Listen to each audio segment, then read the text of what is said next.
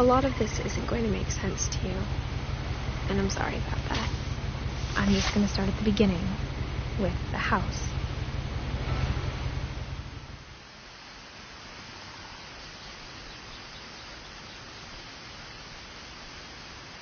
Someone had put up a chain-link fence, but it looked like I wasn't the first person to hop it.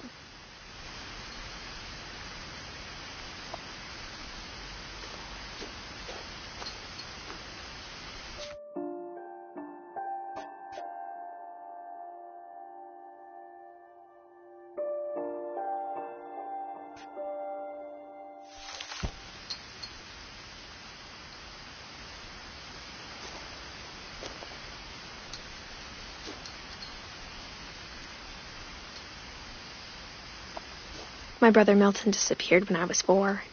It was like the house just swallowed him up.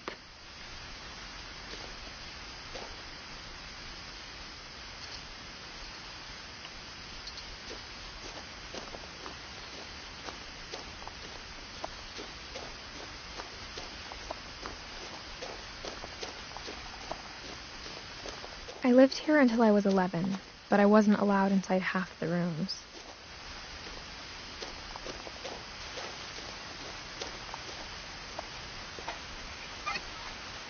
Inside the mailbox were bills from 7 years ago, marked urgent, open immediately.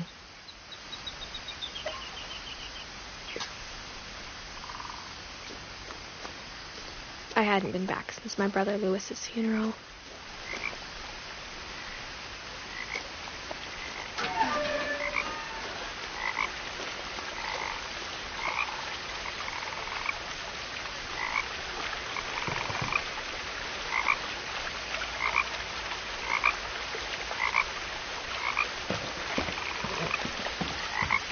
In her will, my mother left me a key, but didn't tell me what it unlocked.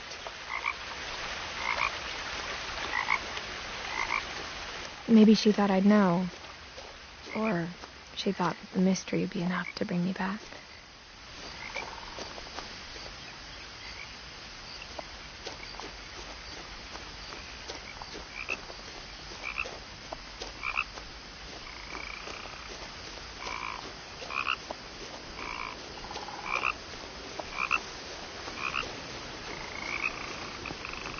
The truth is, even after I inherited the house, I never thought I'd come back to it. But now I had questions about my family that only the house knew the answers to.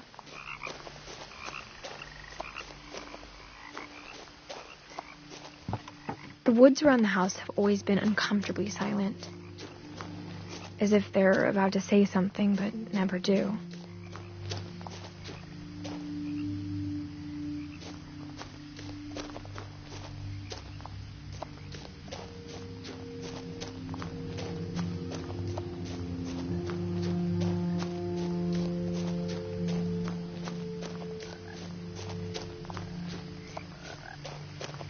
The house was exactly like I remembered it, the way I'd been dreaming about it.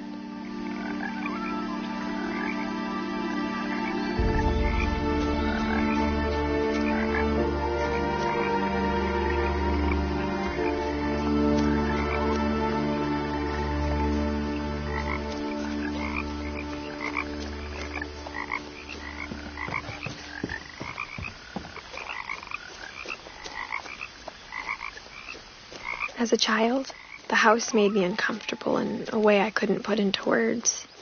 Now, as a 17-year-old, I knew exactly what those words were. I was afraid of the house.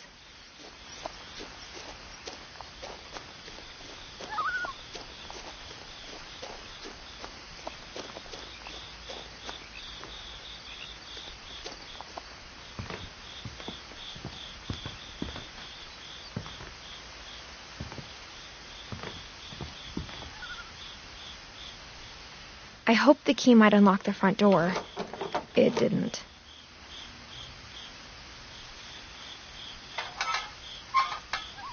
Looking in, I felt like the house itself had been waiting for me.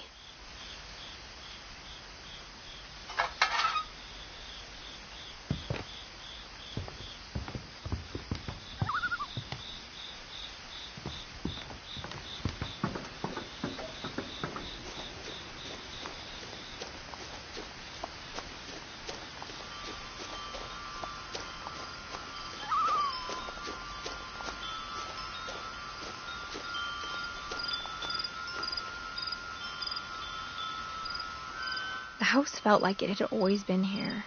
Even the swing set was older than my mom.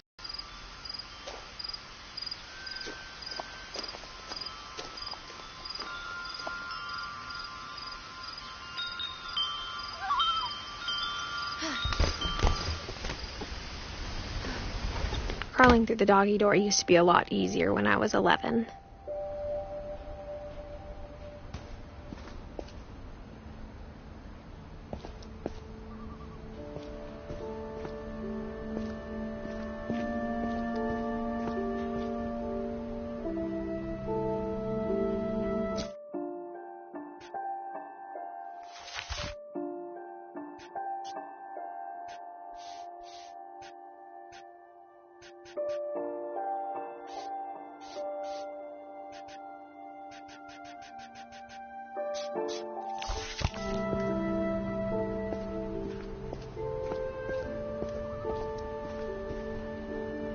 The power had been turned off the night we left.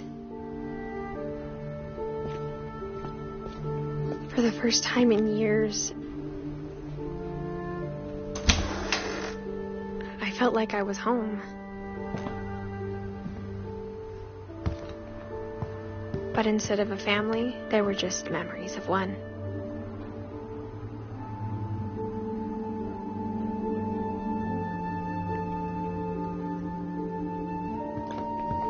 Like how only one restaurant would deliver to our house, so we had Chinese a lot.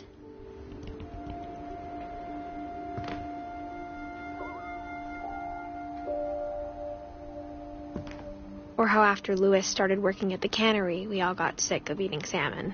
Except our cat, Molly.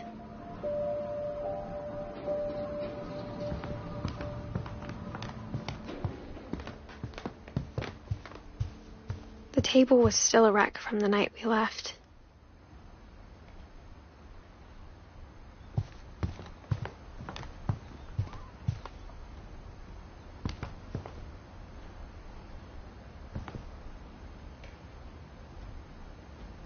It was like a bomb had gone off, killing everyone but sparing the furniture.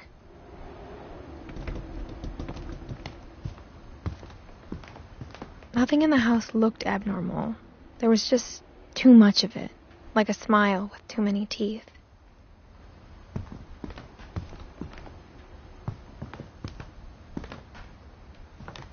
Even the fireplace had a story.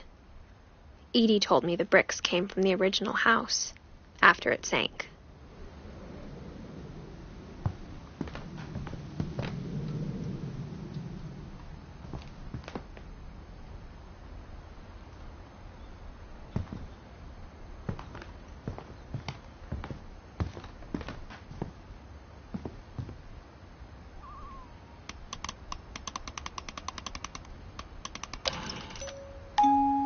Great-Grandpa Sven built a music box for Barbara, along with the rest of the house.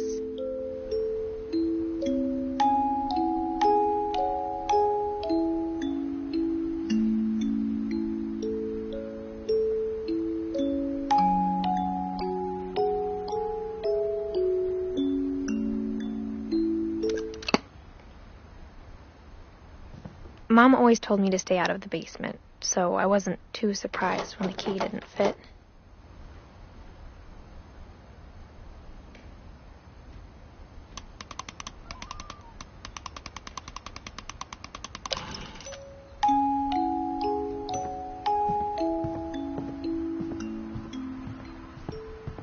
My mom wasn't much of an optimist, but she never stopped believing that my brother Milton was alive.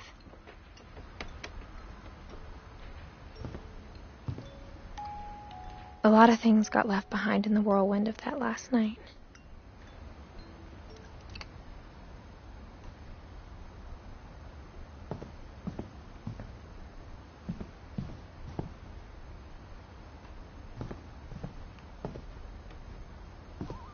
After Milton disappeared, Mom sealed up all the bedrooms.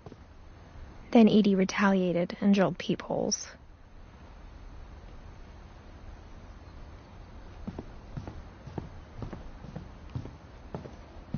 Whenever people ask me about my family, the first thing they always want to know about is Barbara.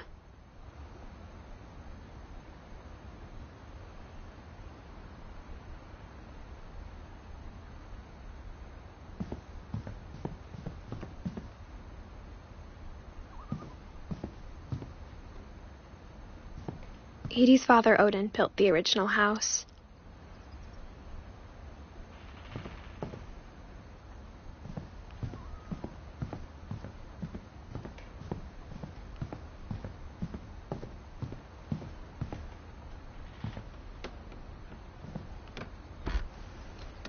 My Grandpa Sam spent 7 years sharing a room with his dead brother, Calvin.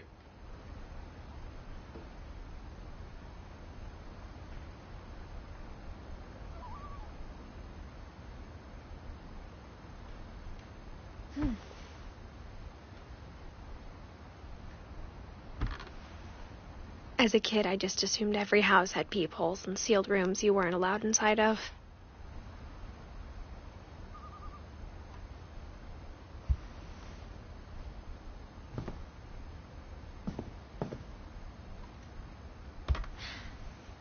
The last time I was in Edith Sr.'s room, I was 10 and she was painting my portrait.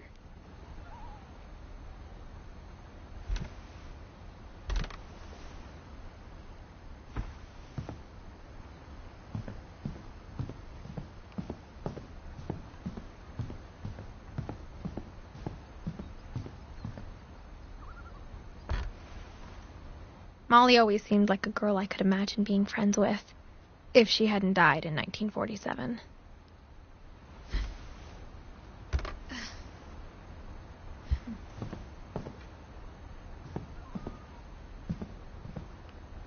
I spent a lot of time playing in Great Uncle Walter's room.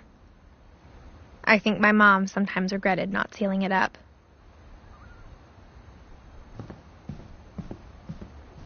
Louis told me there were secret passages, but I never believed him.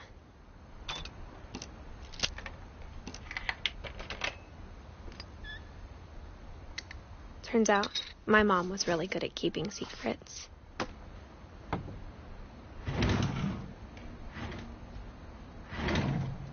Now it was time to find out what my mom had been afraid of.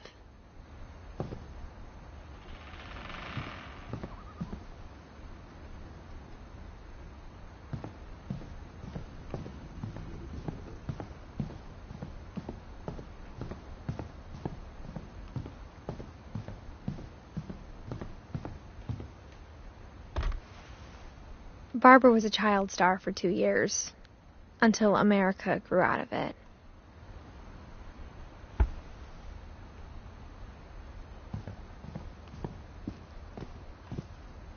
Mom must have locked the third-floor stairs on the night we left.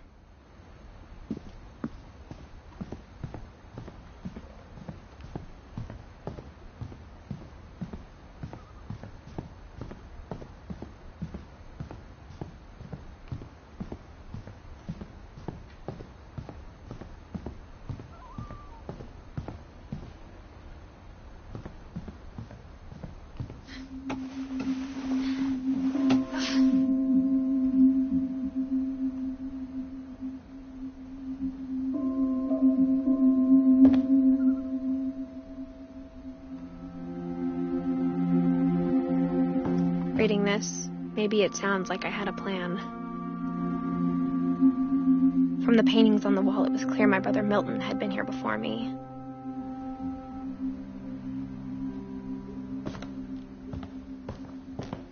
But I had no idea what was behind that door.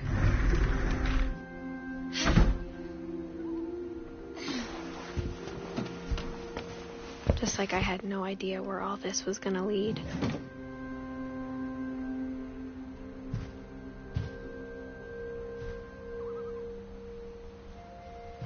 I grew up looking at Molly's room through the peephole.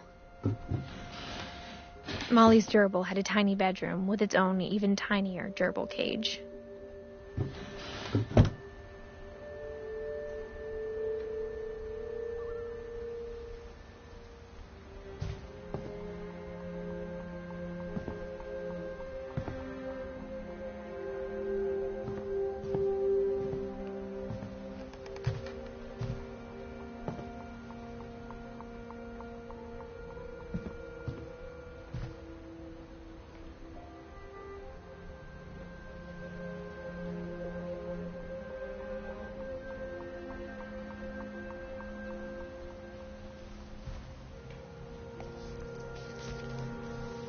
December 13th, 1947. Dear Diary, I'll be gone soon, but I wanted to tell somebody about what's going to happen. It started when Mom sent me to bed without dinner. I woke up and I was starving, so I looked around for something to eat.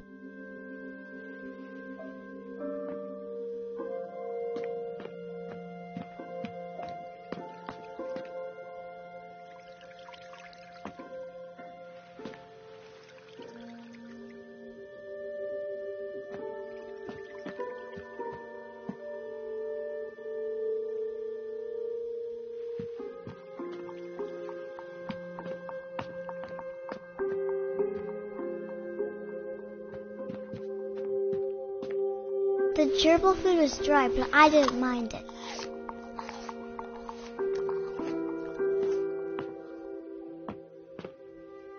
My Halloween candy was all gone. Mom, can I come out now? Sweetheart, it's late. Go to sleep.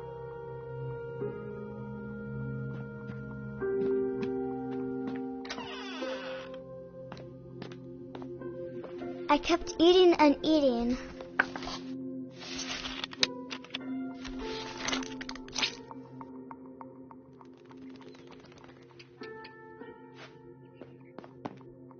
I ate a lot of things that night.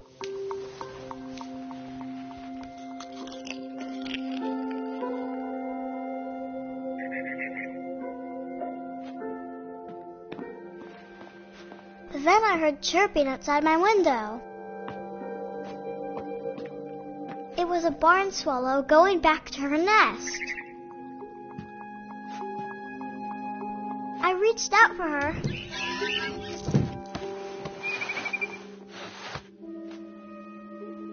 And suddenly, I was a cat.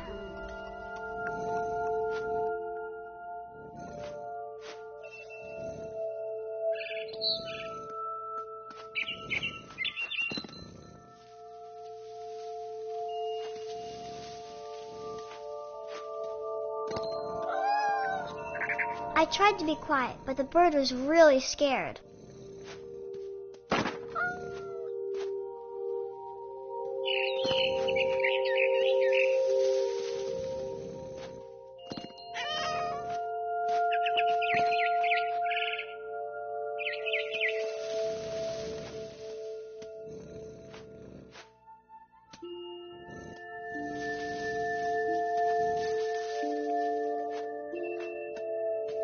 Mom and Dad didn't even look at me.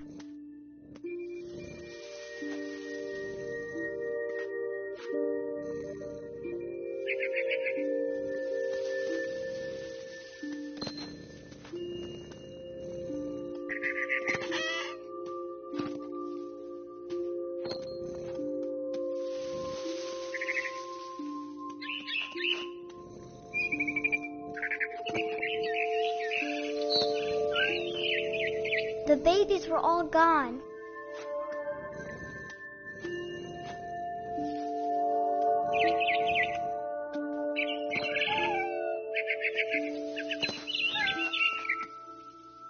I jumped and I almost got her.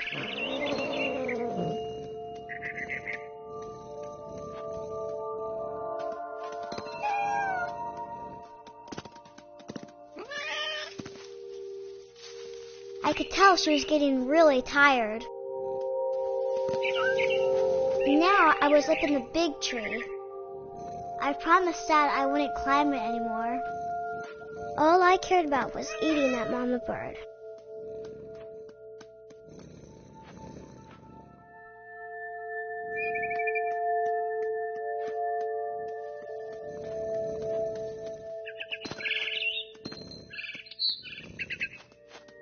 I gobbled her up.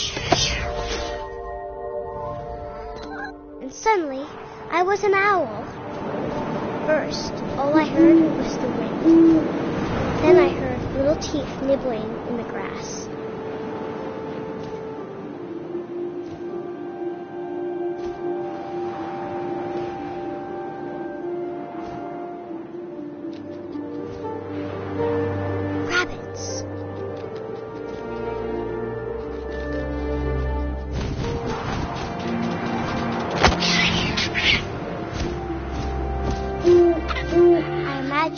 face looking up and seeing mine through my talons.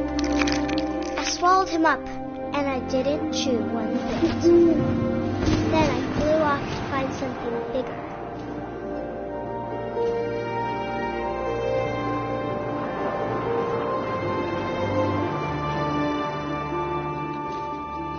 A mama rabbit.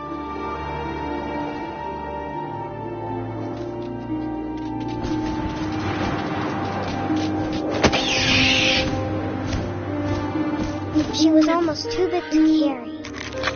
I started choking, but I couldn't stop eating. And suddenly, I was a shark.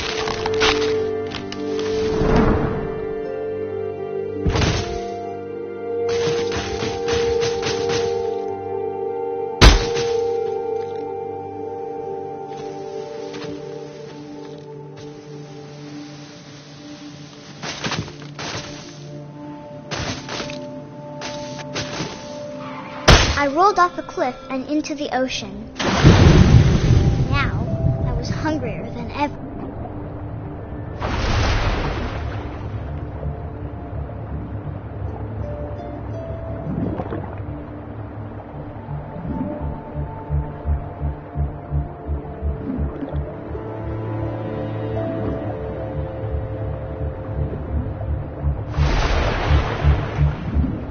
I wanted fat, juicy seeds.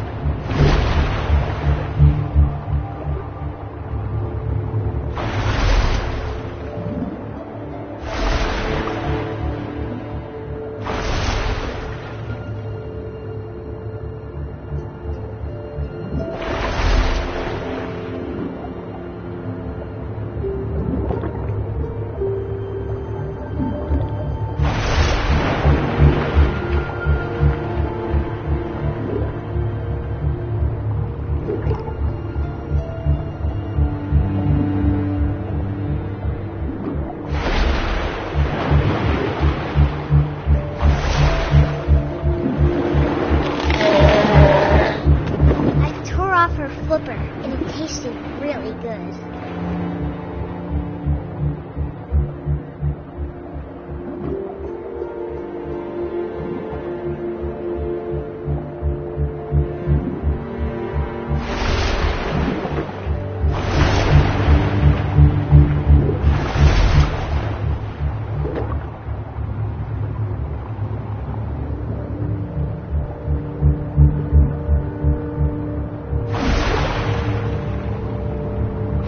Grabbed on tight. And I was so hungry, I jumped out of the water. When I opened my eyes, everything had changed.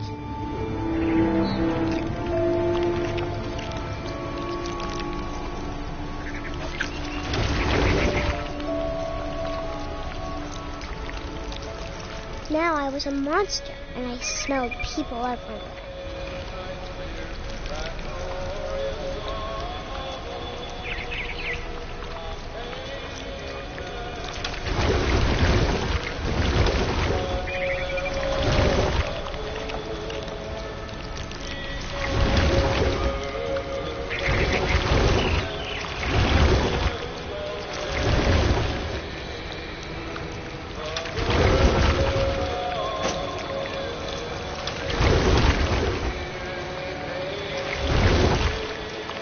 I was big, but I moved real quiet.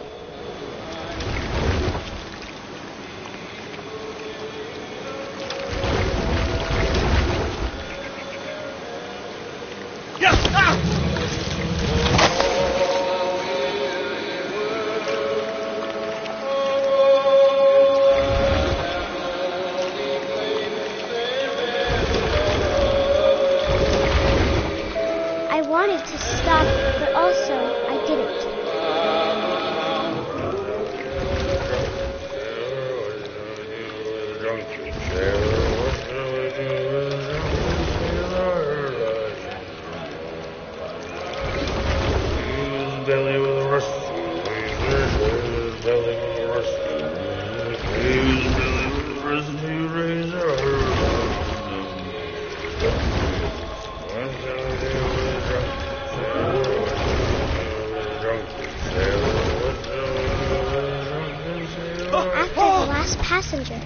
was still hungry. And to cross the water, I smelled something new. Something I had to have, so I swam towards it.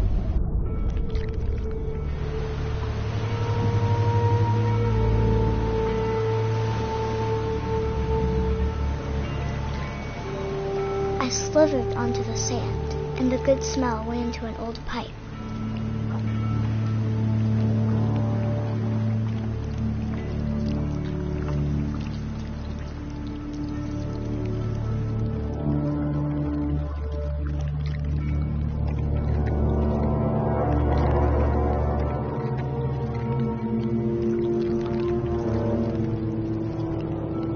I got closer and closer.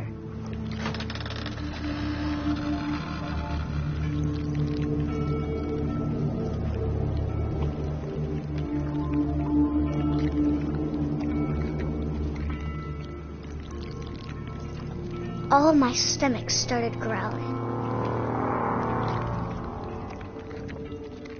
And suddenly, I was me again.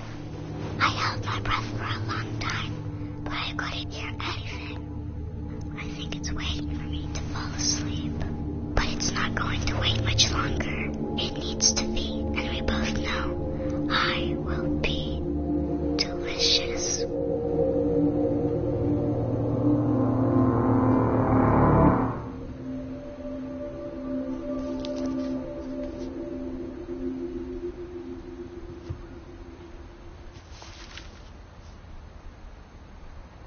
I'm not sure if I believed all of that, but I'm sure Edie would have.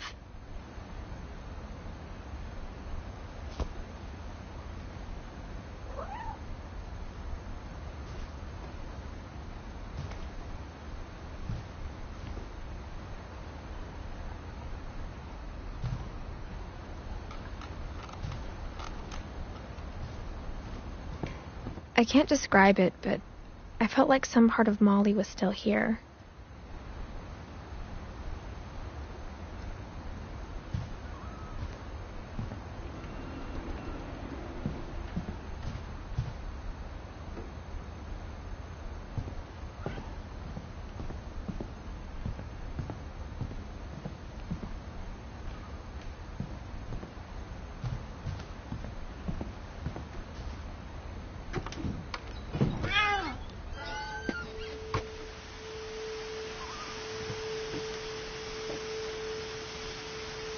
This will be obvious later, but my mom never told me any of these stories.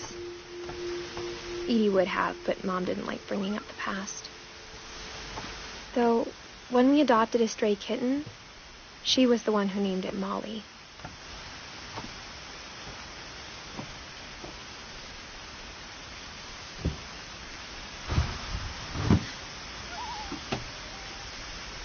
I spent a lot of time in Great-Grandma Edie's room.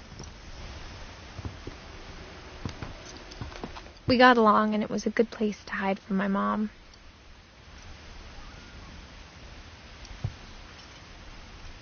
Louis died a week before we left, but Edie had already started to memorialize him.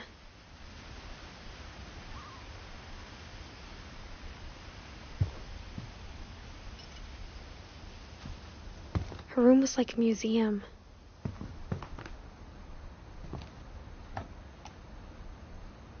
For 500 years, the Finches have been famous throughout Norway for their fortune and misfortune.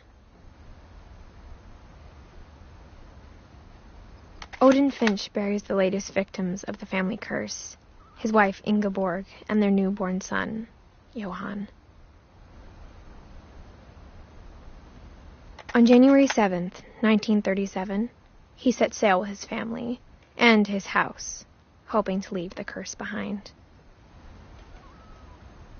But 40-foot waves off the coast of Washington send the house and Odin to the bottom of the sea. Odin's daughter Edie, with husband Sven and baby Molly, step ashore on their new home, Orcas Island. Odin Finch is the first to be buried in the new family cemetery. His daughter Edie is already dreaming of a new Finch house.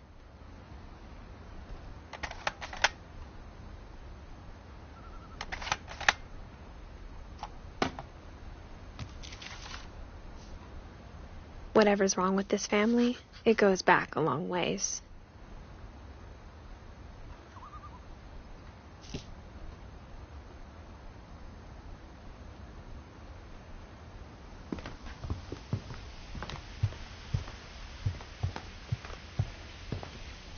When Edie told people Sven was killed by a dragon, she could also have said he was building a dragon-shaped slide that collapsed. She could have, but she didn't.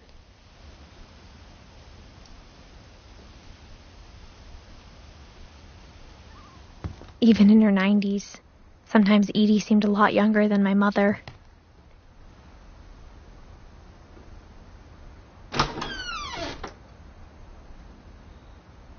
The only trace Grandpa Sam's first wife, Kay, left on the house was the pink bathroom.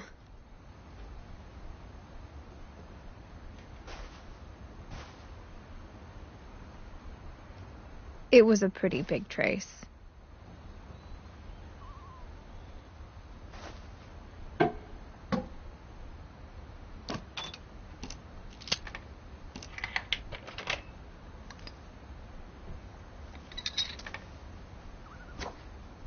There's a secret in this bathroom.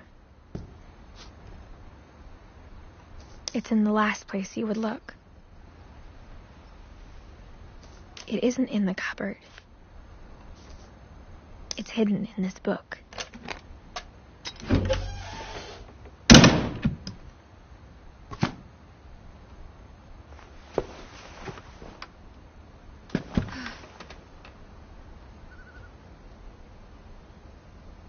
Sven gave Sam an old camera he'd refurbished. He never put it down.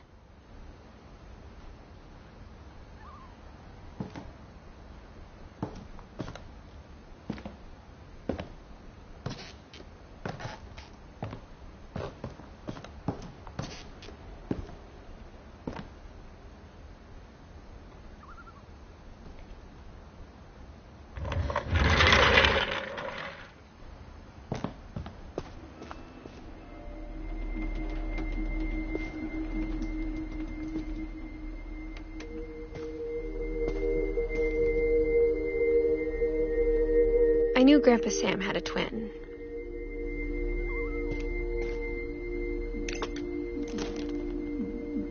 And that he never talked about him.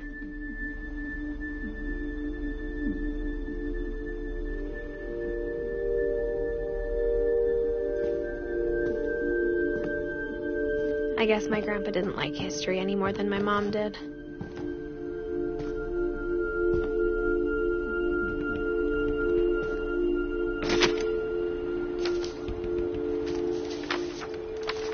How I Want to Remember My Brother by Sam Finch.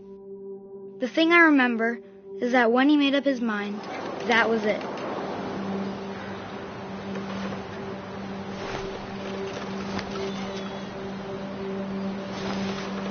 My brother said he'd die before he ate another mushroom. And he did. At Barbara's funeral, we swore we'd never be afraid again. And he wasn't. I think Calvin always wanted to fly. Sam! Calvin! Dinner's ready! Coming! But that day, he finally made up his mind to do it. I told him going around was impossible.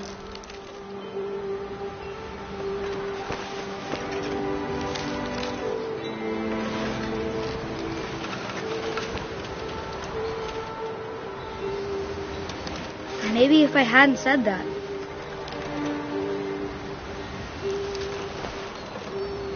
Calvin, I'm not gonna tell you again. Maybe if the wind hadn't picked up. Then maybe he'd still be here. But I doubt it. I think he'd already made up his mind.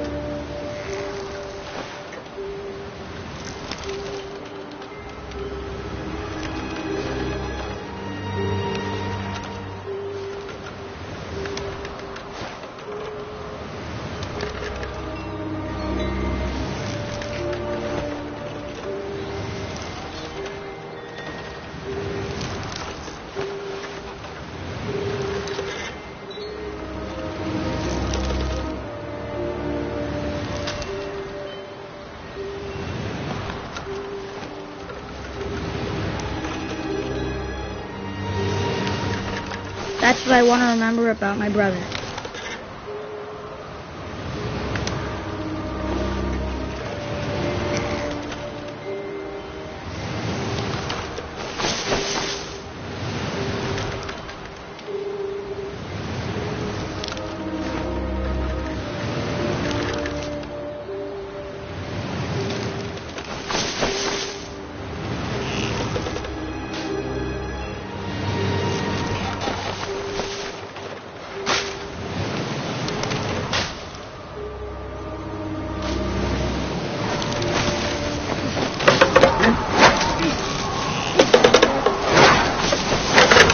The day he made it to 9 o'clock, and he did.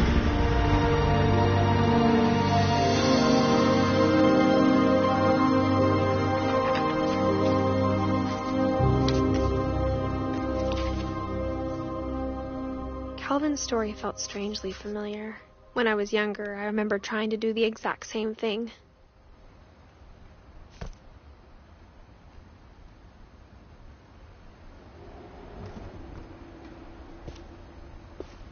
After the funeral, Edie roped off Calvin's half of the room.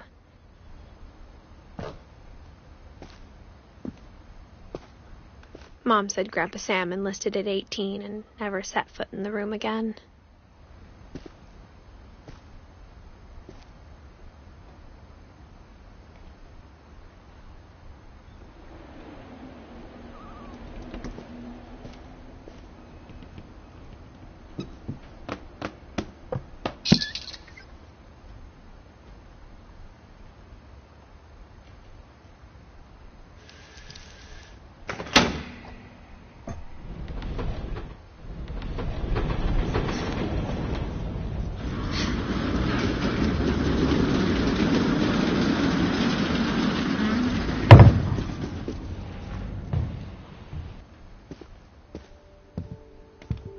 The passages were a pretty tight fit.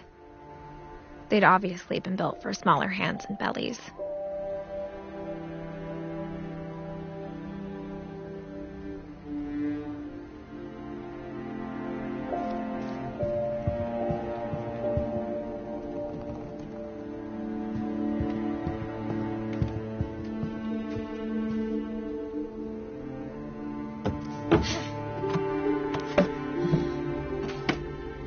Growing up, I always thought of Barbara as a child star.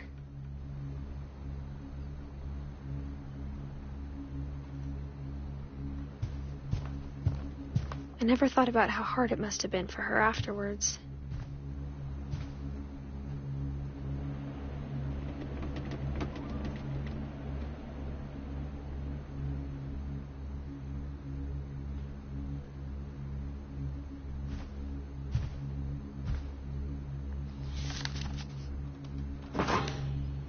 Of all the stories people wrote about Barbara's death, I'm surprised Edie saved this one.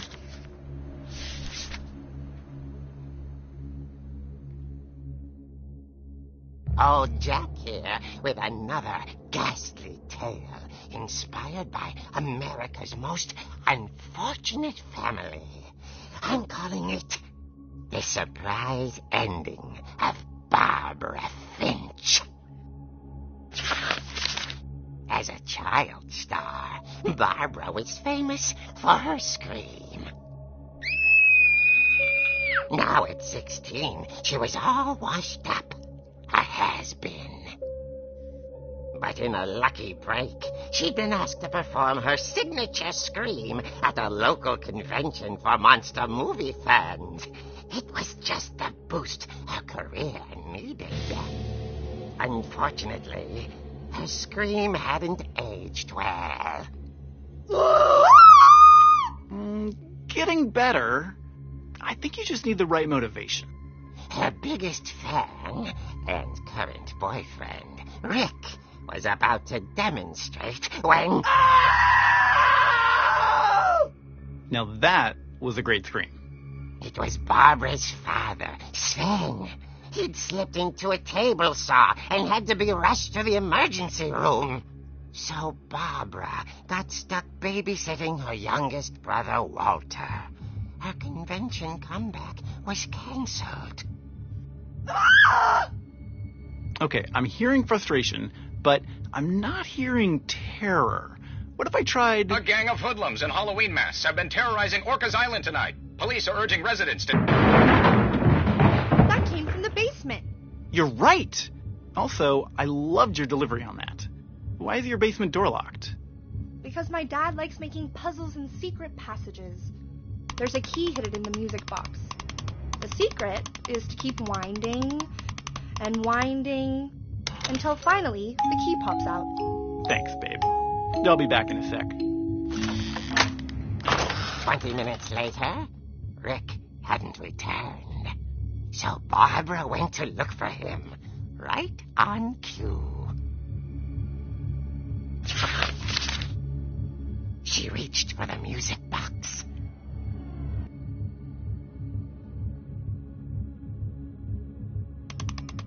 And as she wound the key, she listened for Rick, but the house was silent.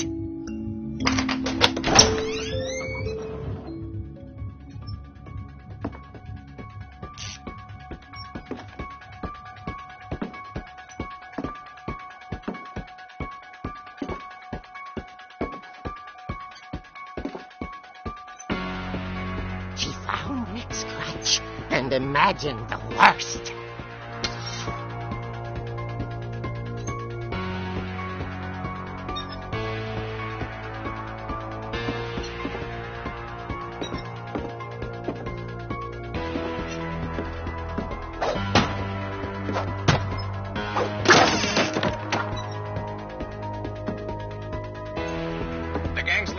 Infamous Hookman killer, Dr. Carl Hamill, who impaled and then ate his family 10 years ago tonight.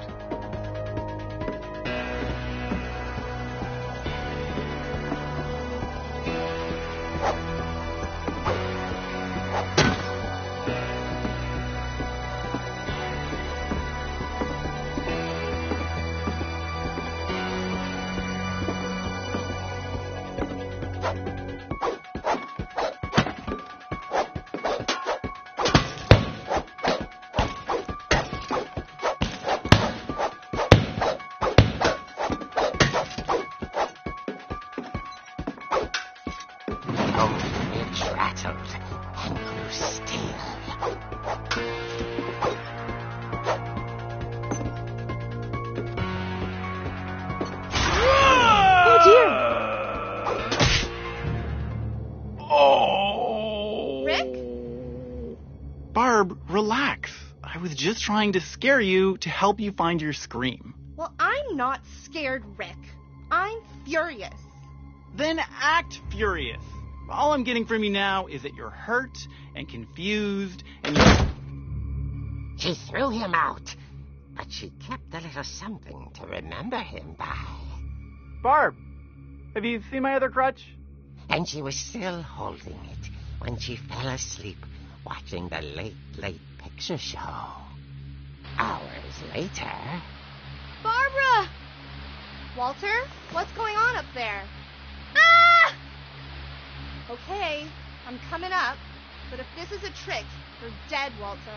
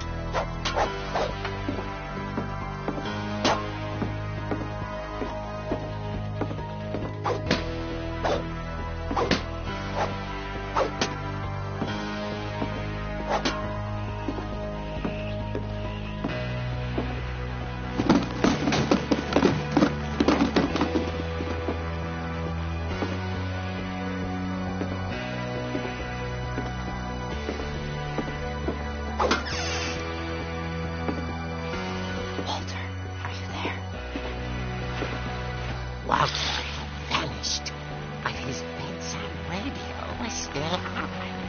Orcas Island police describe the man as 6 feet tall, with a steel hook for a hand. Residents are urged to lock all doors and windows and notify the police of any suspicious activity. Barbara turned, saw the hookman, and was speechless. He was quite smashing. He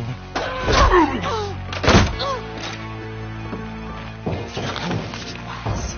He couldn't get enough of Barbara. Okay, Barbara, there's gotta be another way out of here. That night, she played her part beautifully.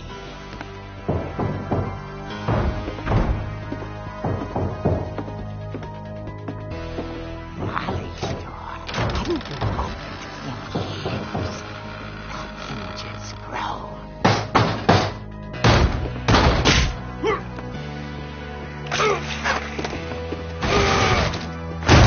He wasn't moving, but she sensed the story might not be over yet.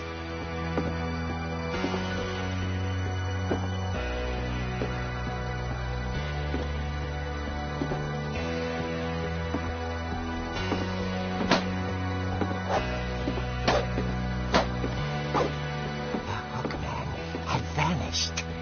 She listened for his breathing, but all she heard was...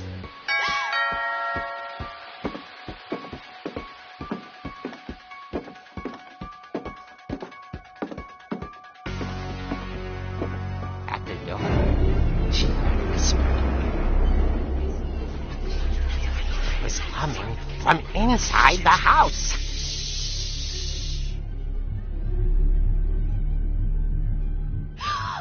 Oh dear.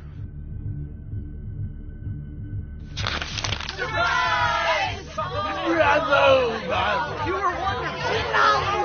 monsters had come to surprise her. For Barbara, it was a dream come true. Then she saw what kind of monsters they were, and she realized what was about to happen. She was going to be famous. And with her final breath, Barbara Finch gave the performance of her life.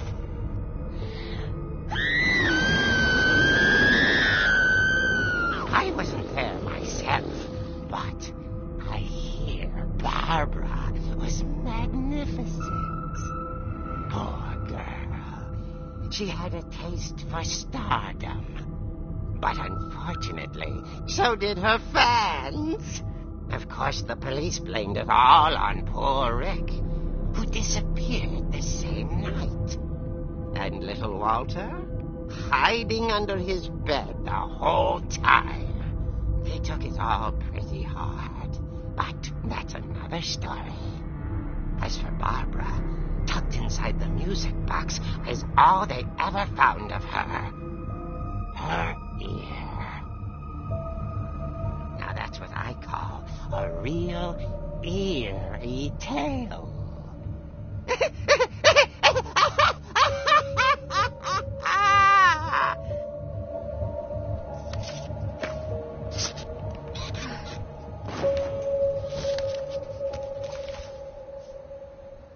Edie told me all Barbara wanted was to be remembered, as absurd as that comic was. Maybe what Edie saw was a happy ending.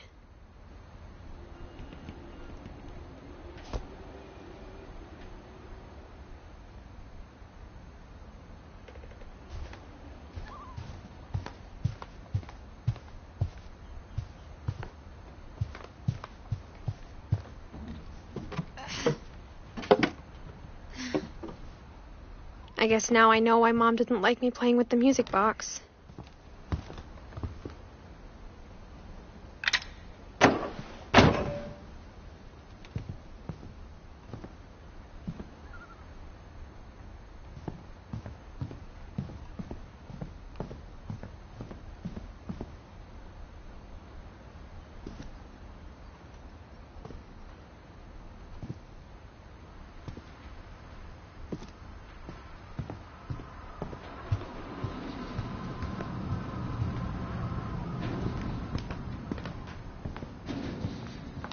Funny. All those times I played with the music box and never found the basement key.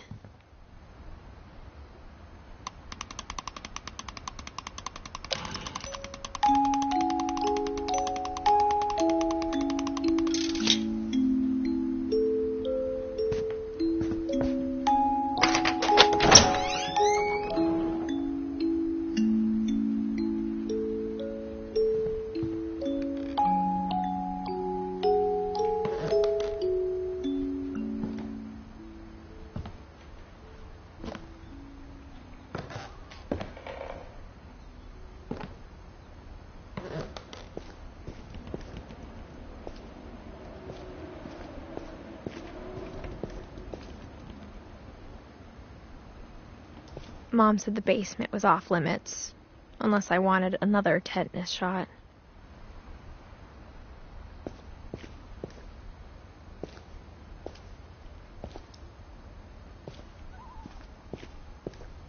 I saw Edie sneak down to the basement once, carrying packages.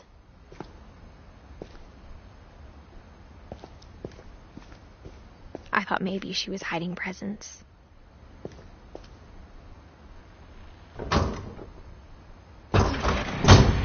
It turned out she was hiding a lot more than that.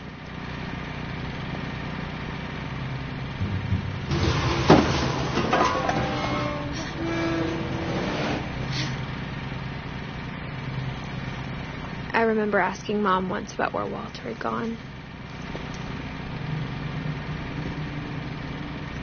She said after Barbara died, he got as far away as he could.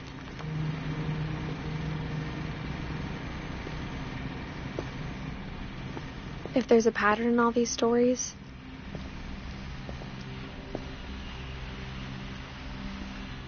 I think it's that none of us has gotten very far.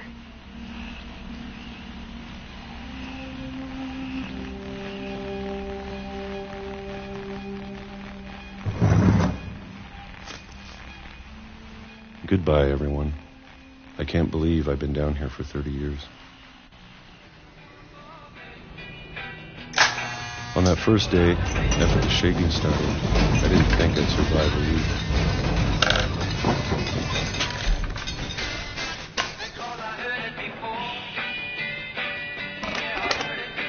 But after a few days, I settled into a routine. That's what kept me sane.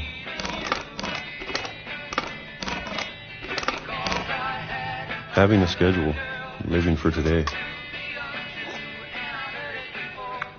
I always expected to be dead tomorrow. But if you wait long enough, you get used to anything.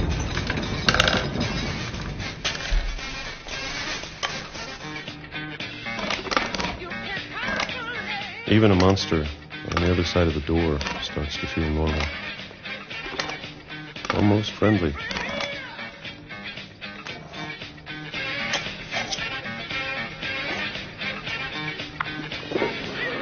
And then one day, everything just stopped. Whatever that thing was, it was gone. Maybe it got tired of waiting. Or maybe I just got tired of being afraid.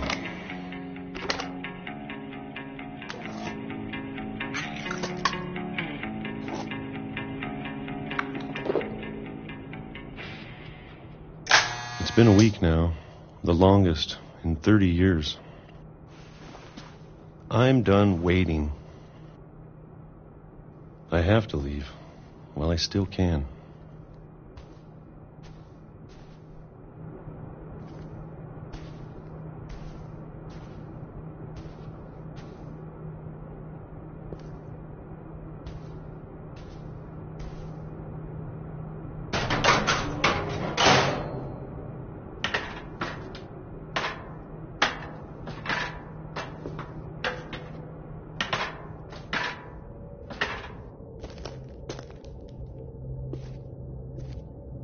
I know it's out there, somewhere. Whatever killed Barbara and Molly and Calvin. Maybe this is all a mistake. But I need to stop living the same day, even if it kills me.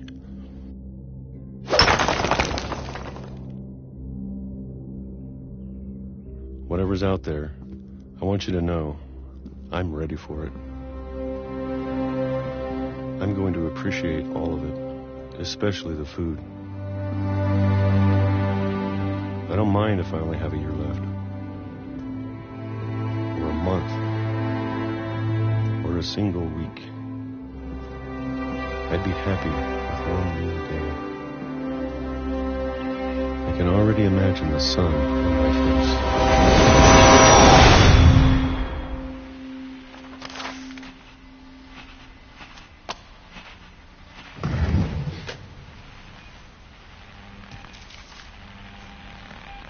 Walter died when I was 6. I can't believe my mom never told me he was down here.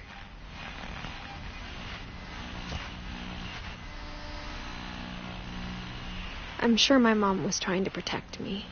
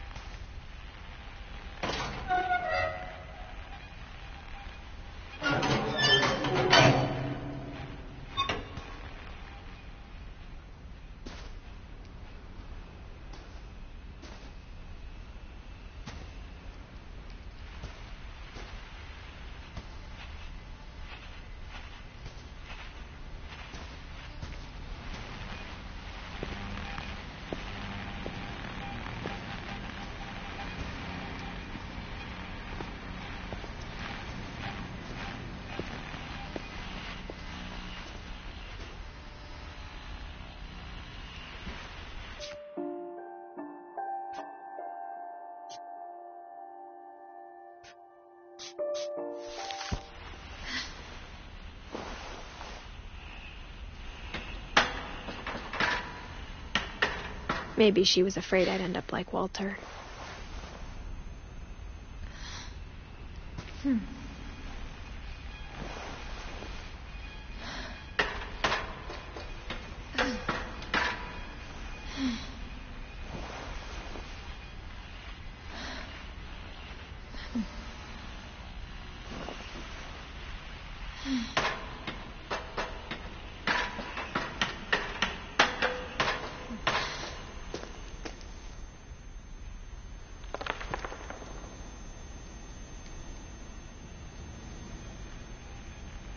But if she never told me about an uncle under the house, I can only imagine what else she was hiding. I don't want to make the same mistakes she made. Trying to bury something that's still alive.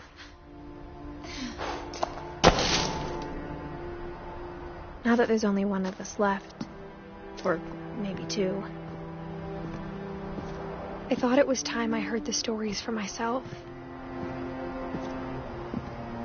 and found out what happened to everyone else.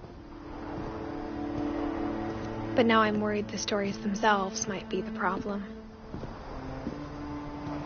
Maybe we believed so much in a family curse, we made it real.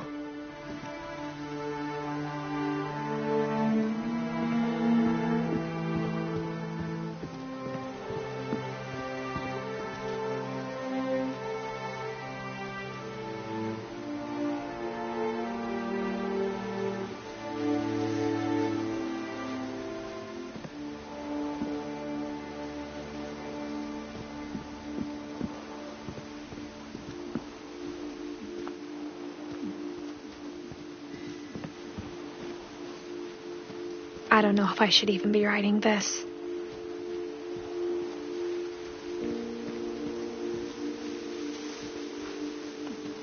Maybe it'd be better if all this just died with me.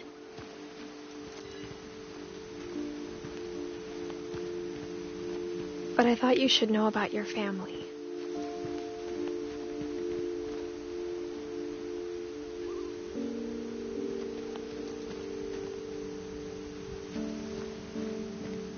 And the history you're a part of.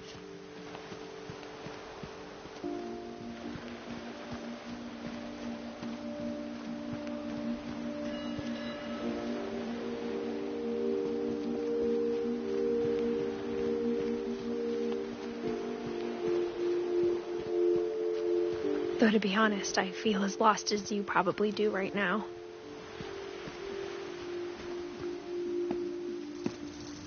I think the people in these stories believed them, for what that's worth.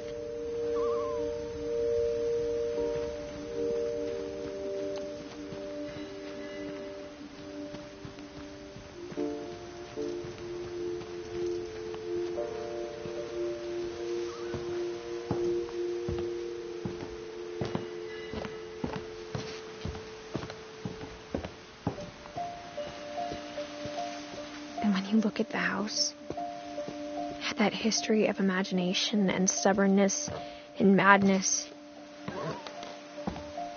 any of it seems possible.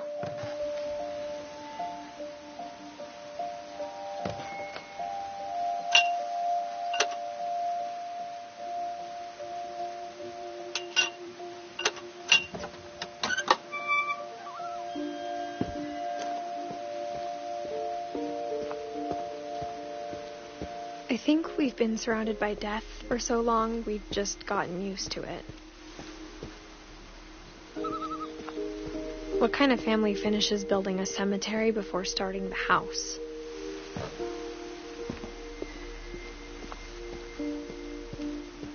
It's embarrassing for me to admit this, but the pet cemetery made me more uncomfortable than the human one. 3 of the gerbils are mine, and 2 had been my fault.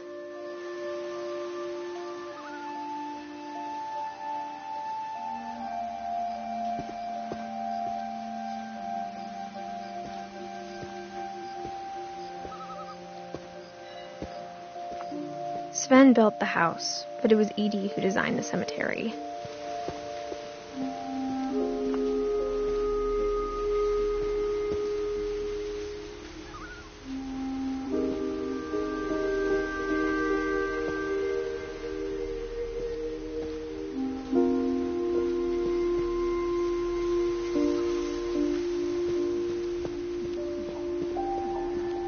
I'm sure Odin's monument had been Edie's idea.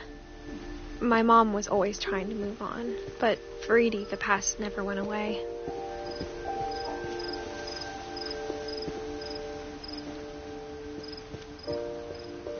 She could see it poking out of the water at low tide.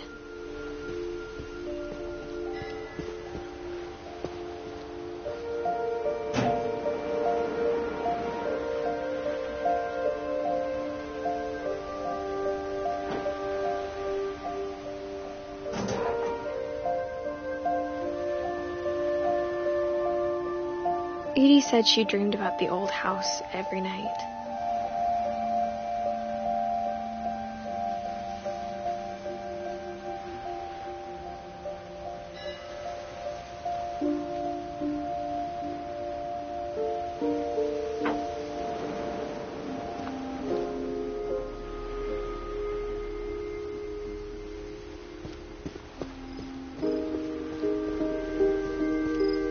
Edie's side was always easier for me to understand.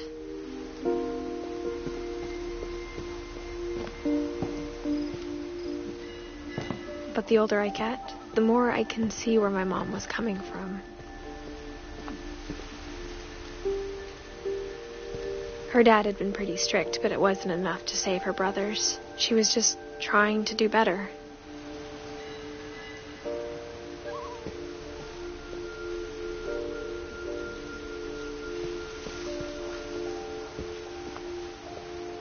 She lost 2 of her brothers, just like I did. I get why she tried so hard to protect us.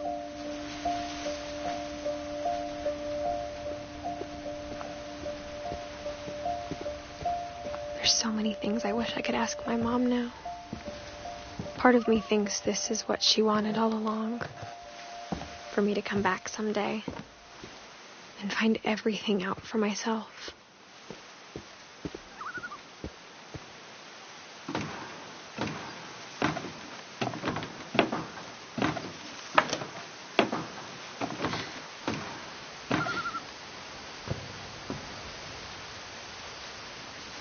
But looking back on it now,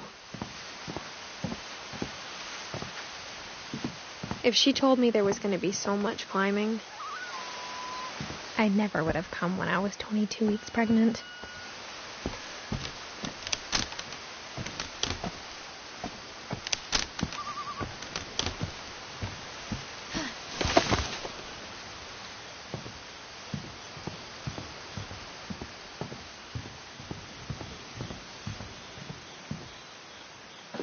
I never met Grandpa Sam, but I think he and my mom had a lot in common.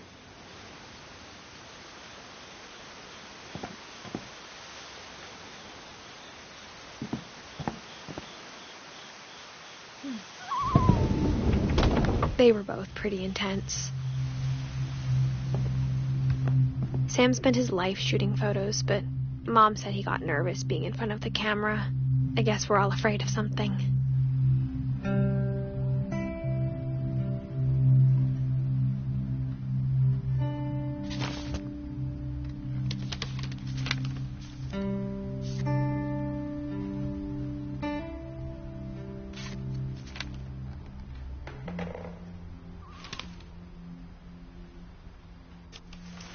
Dawn, I promise, you'll never forget this weekend. Yes, sir. These memories are going to last a lifetime. Mm-hmm. What? Am I going to have to shoot me? Perfect. It's going to rain the whole weekend, isn't it?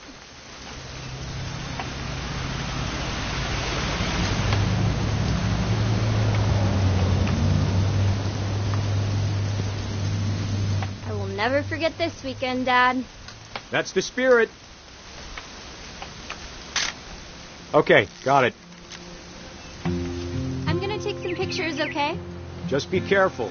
That camera's older than you are.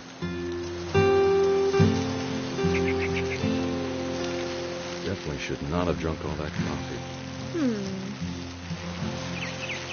You're right, Dad. It's starting to clear up. Still freezing, though. Nothing quite like being outside.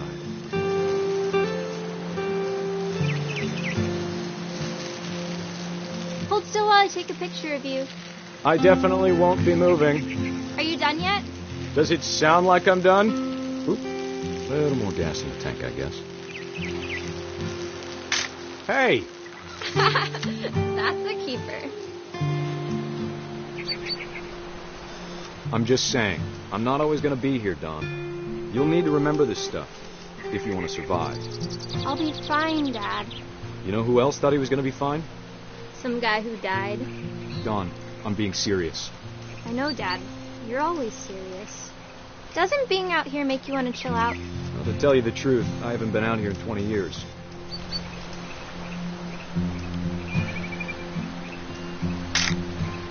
Don, don't you think you could find something more interesting to photograph?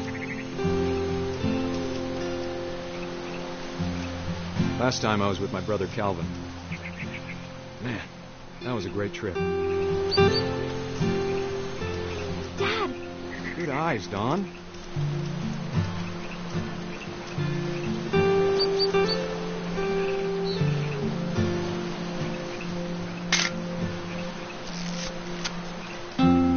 Before you take the shot, let me get a picture of you.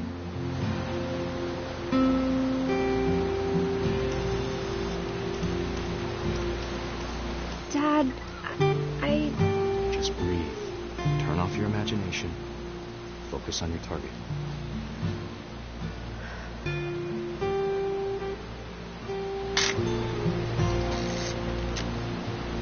Let me get behind you.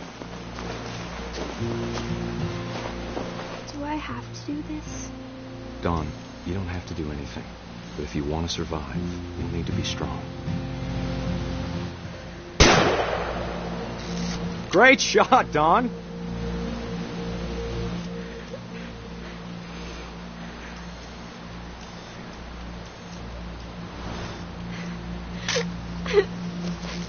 I'm proud of you, Don. Always remember that, okay?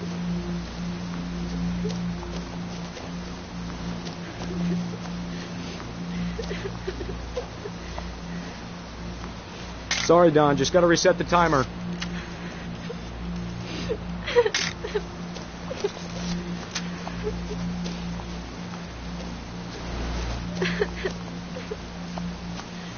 Dad, it's twitching. I think That's it's totally normal, Don. Just focus on the camera. Try not to think about... Dad!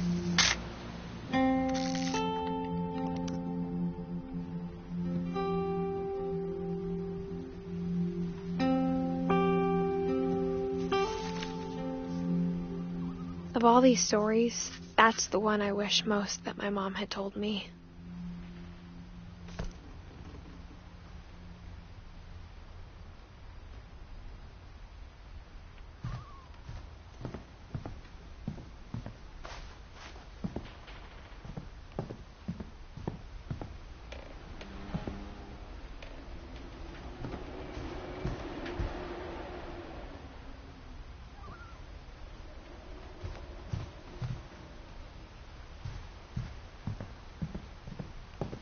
Instead of hiding from death, Sam seemed to go out of his way to meet it.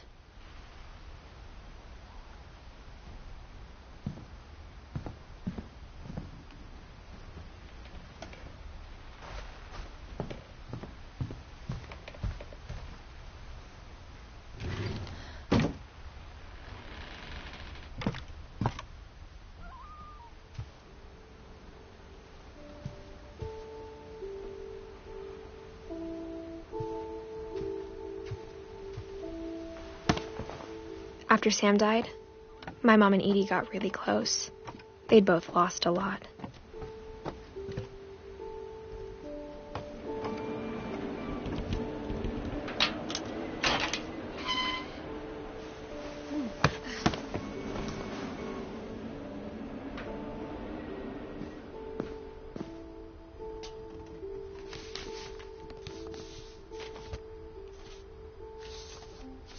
Dear Kay, do you remember the way Gregory used to laugh when he thought he was alone?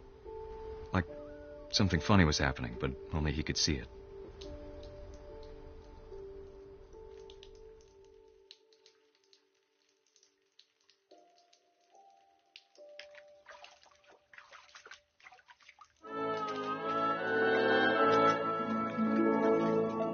I think he saw things the rest of us don't.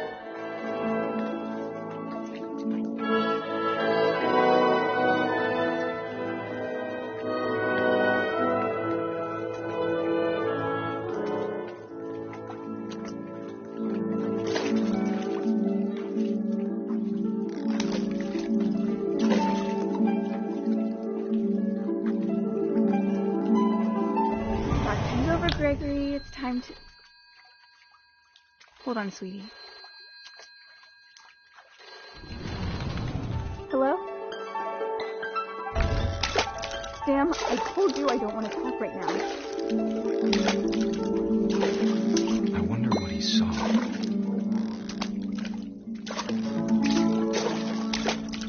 What his world was like.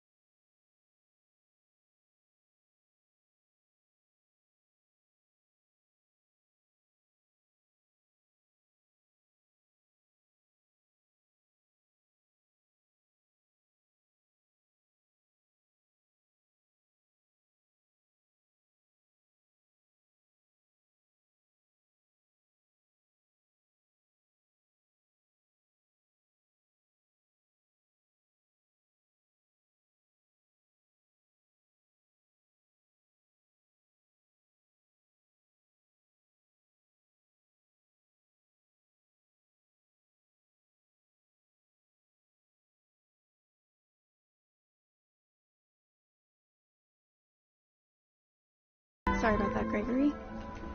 I know you did everything you could. Maybe if I hadn't called that night.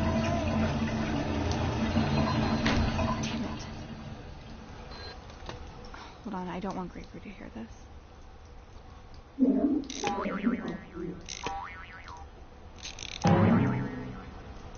I wish he could have told us about the world he saw.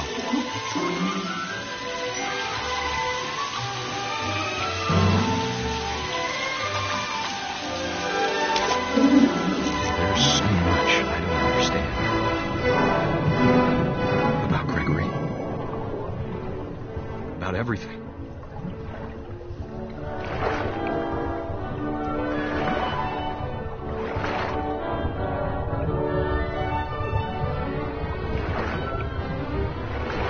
What happened wasn't your fault.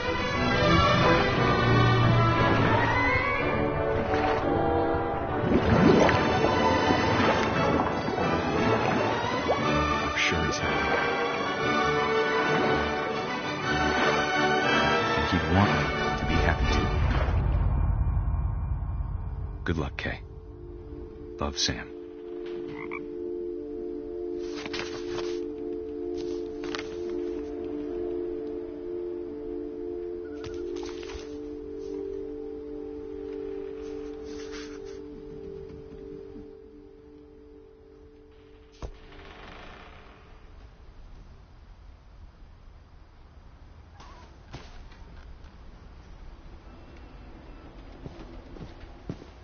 I can't imagine my mom ever writing poetry, and yet... A poem for Gus, who always said the wedding was a bad idea.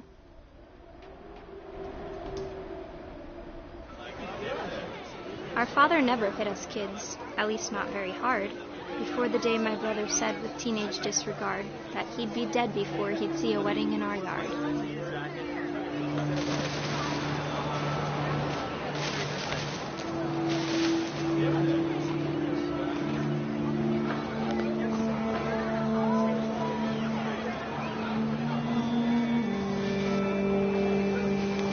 My father made him come, of course, but Gus stood far apart, just flew his kite and bottled up the storm inside his heart.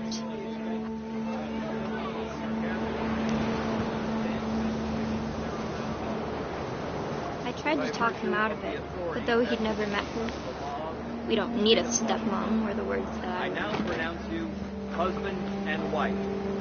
You may kiss the bride.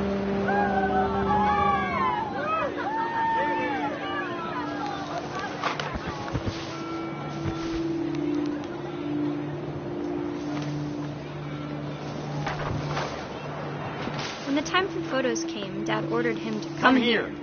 But Gus declined, and as a sign held up his middle finger.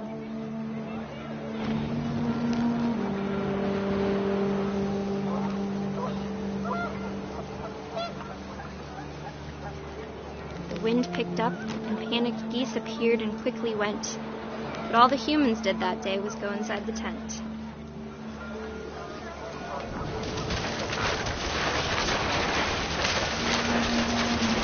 Rain came down in buckets then, but no one seemed afraid that nature might destroy the tent our dad had crudely made.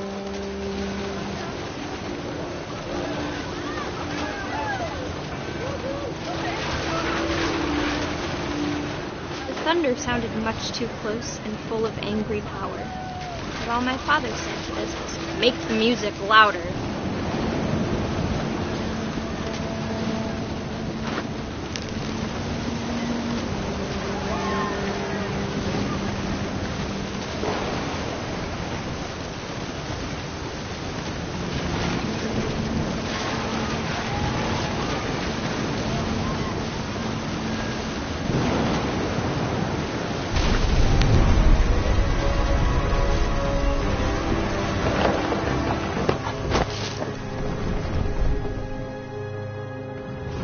I wish that I could truly say I thought about you on that day.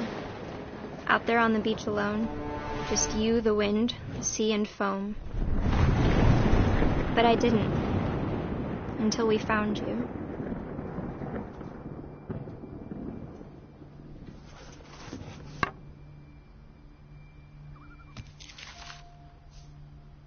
She never talked about him, but Mom told me once if I was a boy, they were going to name me Gus.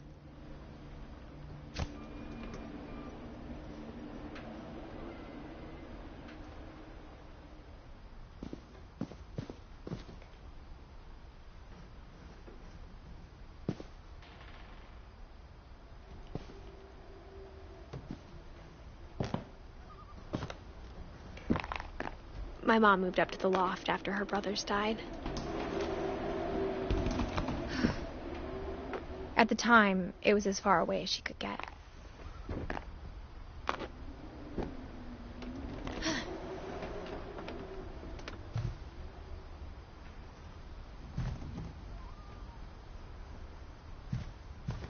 She spent a summer building houses in Calcutta, where she met my dad, Sanjay.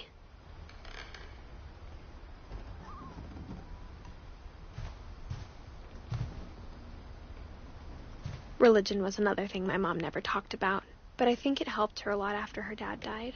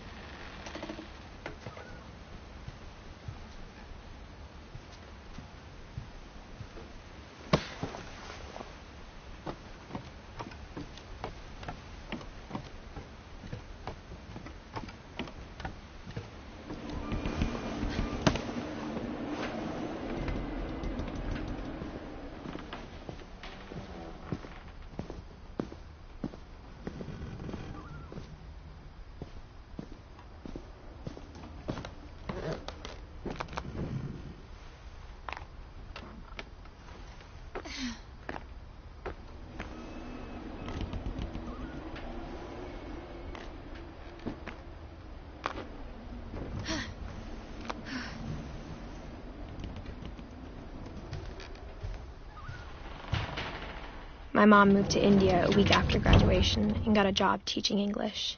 Louis was born a year later.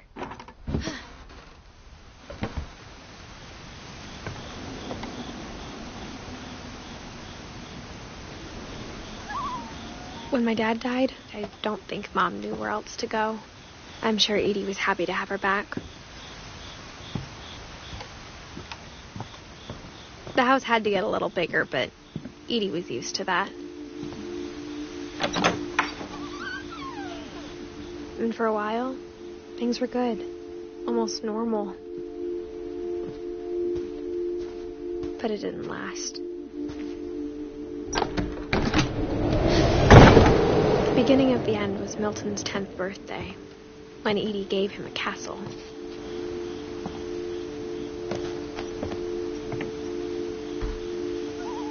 After Milton disappeared, the only thing he left behind was a room full of paintings.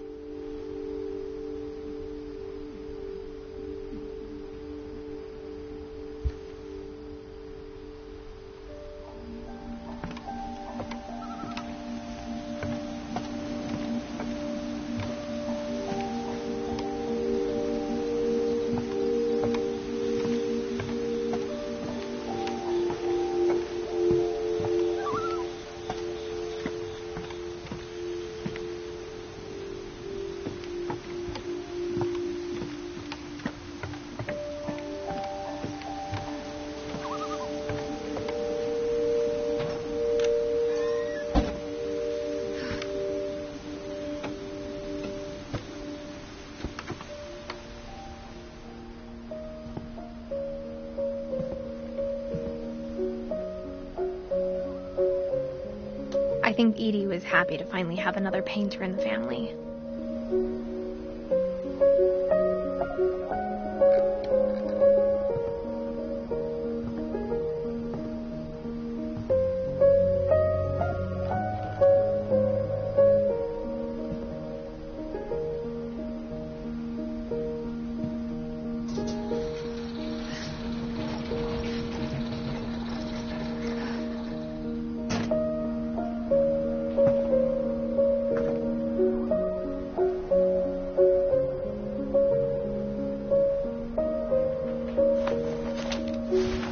Milton Finch in The Magic Paintbrush.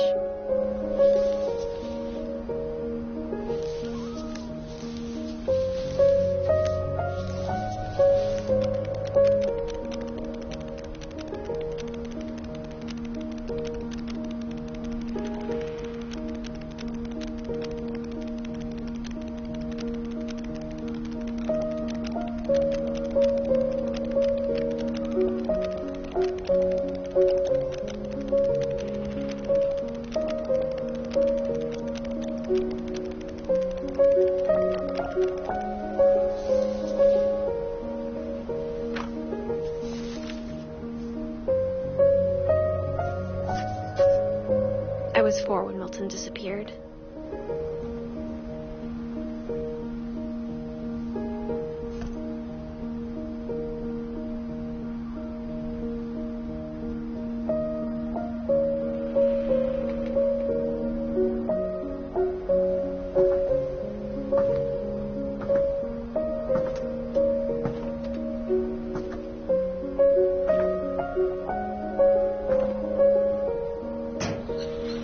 Mom spent months searching for my brother. Then she sealed the doors.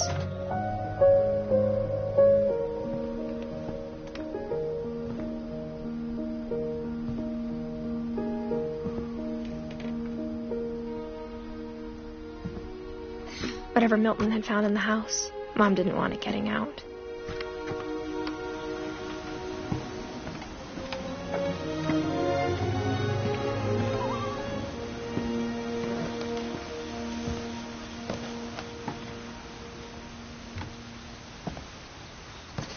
Mom definitely blamed Edie, but I think Louis blamed himself.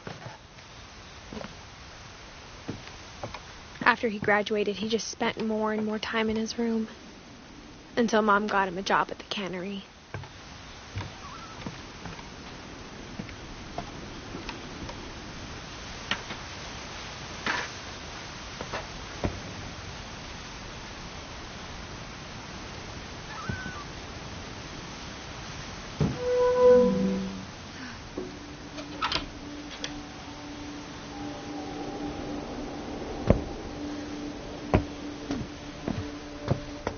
Louis's room smelled very, very familiar.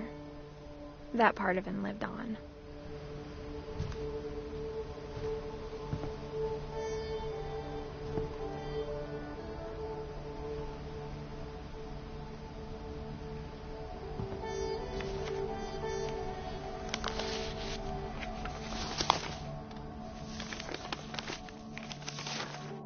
Dear Mrs. Finch, as Louis's psychiatrist, I can understand your desire for an explanation. As I see it, the trouble began in January, shortly after we convinced your son to seek treatment for substance abuse. Newly sober, I believe Louis first noticed the monotony of his daily life.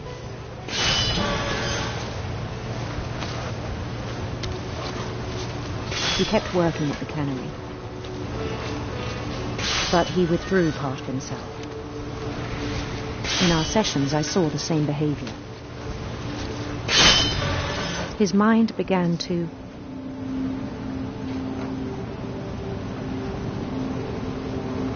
wander.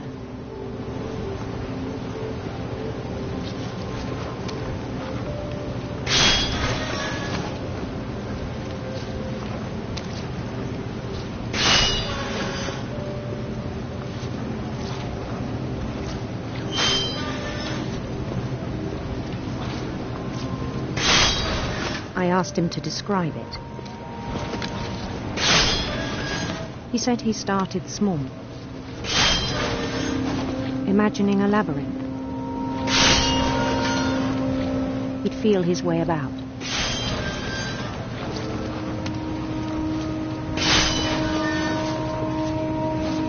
Then something moved. Bats and toads. And things that have not names.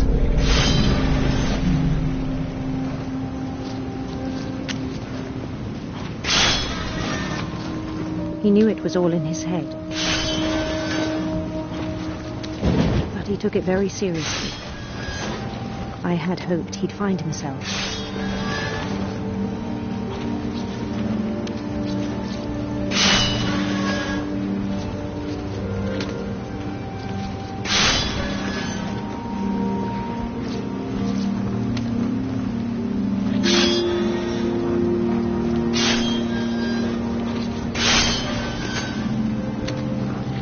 But he found something more.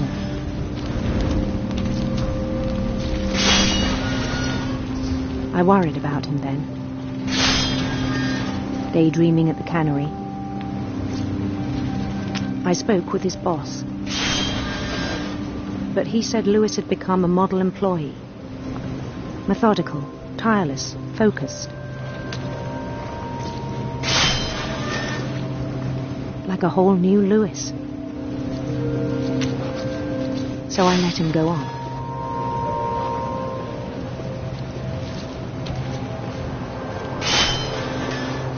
I even encouraged him. It seemed very promising at first.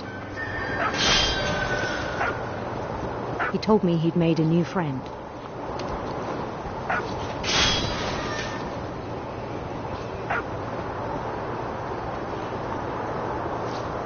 On the edge of a city he named Lewis Hope. He built the city up slowly, brick by brick. Then he made musicians.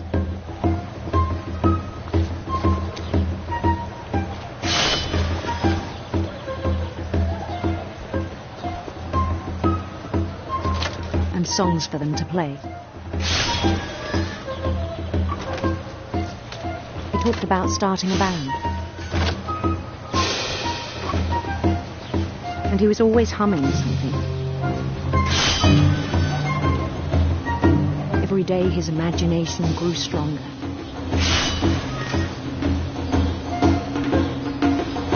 He no longer spoke at the cannery. But his chopping was as reliable as ever. Then one day it struck him that all the cheering crowds, even the stones under his feet, were all in his imagination, so he could do whatever he wished.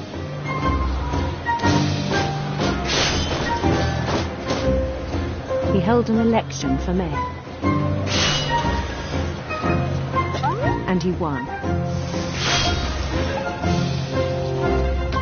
They begged him to stay, but his mind was already wandering. It became a game for him.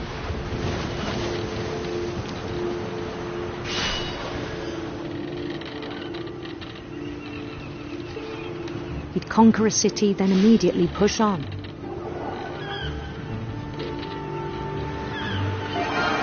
New Louisville. St. Louis. He started drifting away from our reality.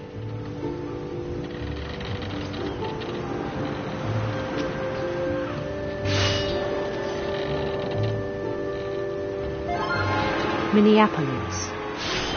Until one day he forgot to go home from the cannery. Even as his mother pleaded with him, part of Lewis kept sailing on.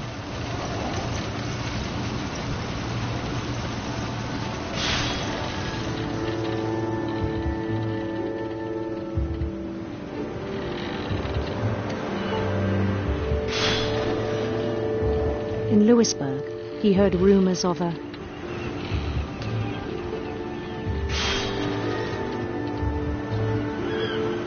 handsome queen.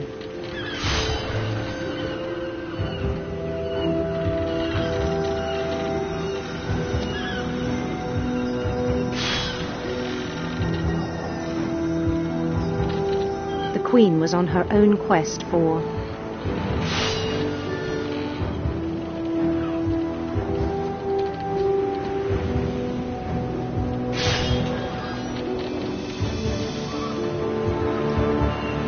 radiant rainbows.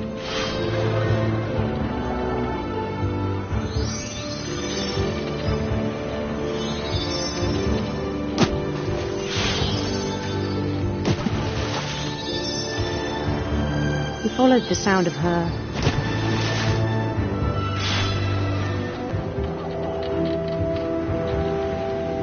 silver harp.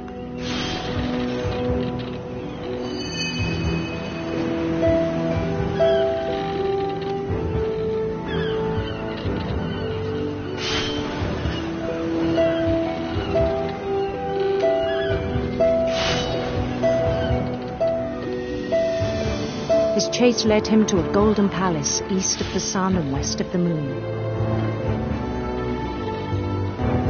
Even then, his logic remained sound.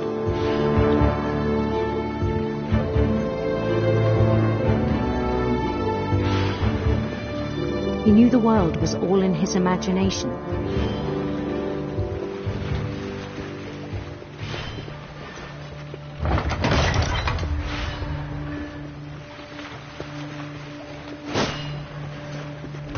But he was so proud of having created it.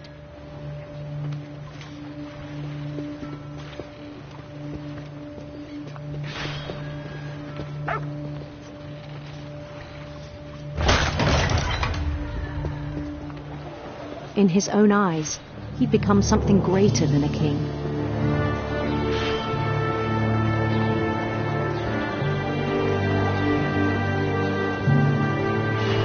For someone who'd never known success in the real world, I think it was overwhelming. And then it struck him that the real Lewis was not the one chopping salmon, but the one climbing the steps of a golden palace.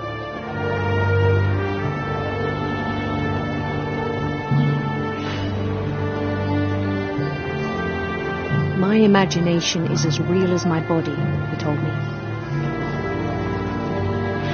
It was hard to argue with him.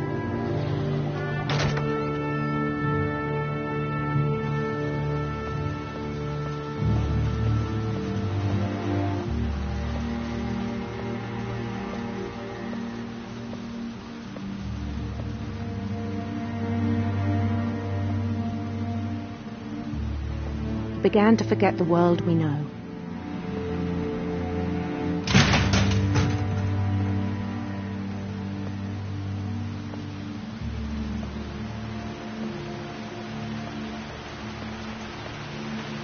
I think it pained him to remember Lewis, the cannery worker.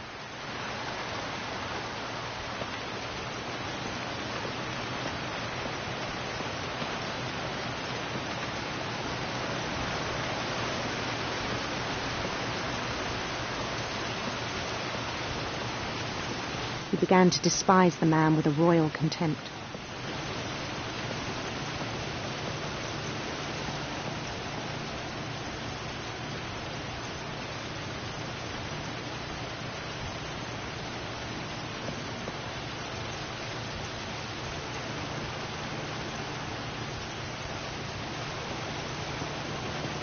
I still thought I could save him. Even after he said he was being crowned king over all the lands of wonder.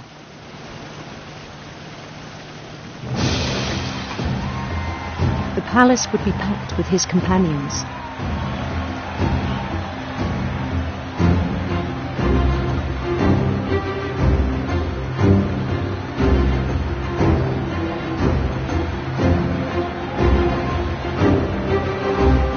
Including the wise Calico who'd insisted on advising him.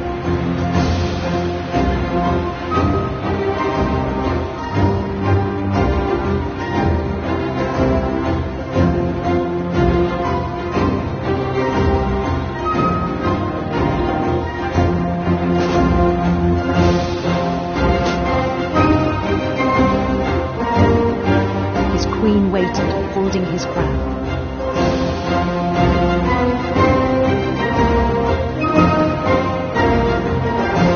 There was only one thing left to do.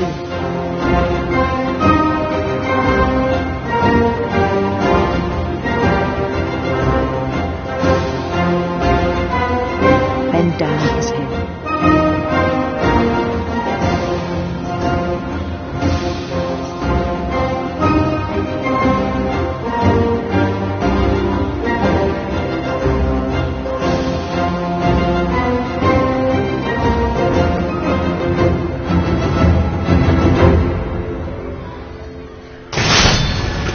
rest, I think you know. Mrs. Finch, your son was a kind man who will be missed by all of us who knew him.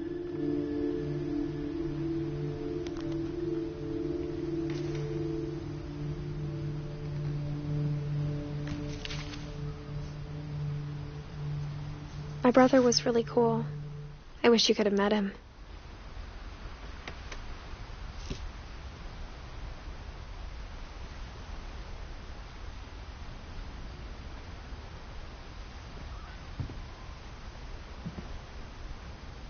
Louis and I spent a lot of time playing games together, but he was surprisingly bad at them. He died a lot.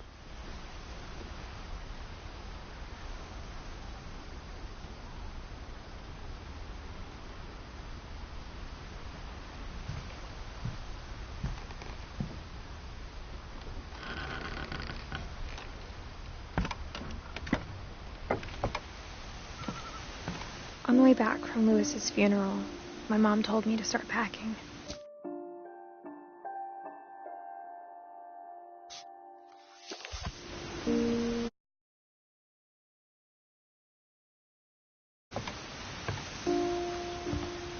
She waited until the day before we left to tell Edie.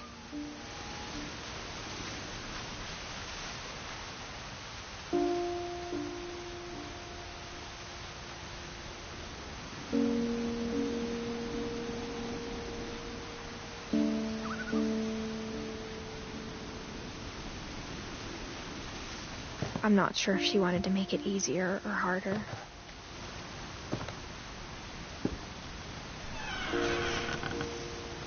I wish we'd stayed.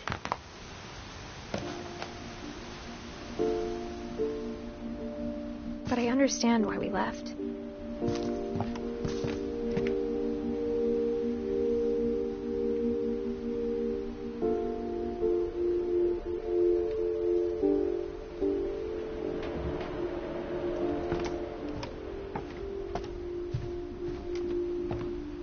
My mom ended up leaving everything behind.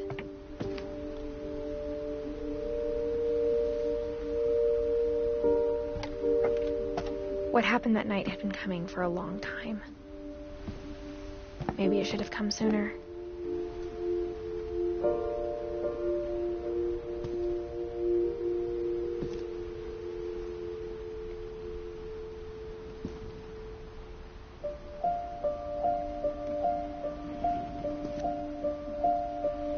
But it had to end one way or another.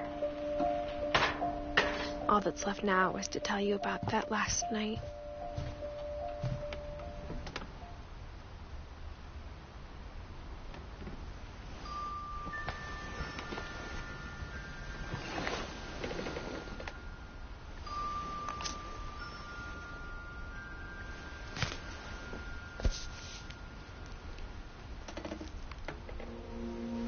That whole last day, Edie just watched us pack and didn't say a word.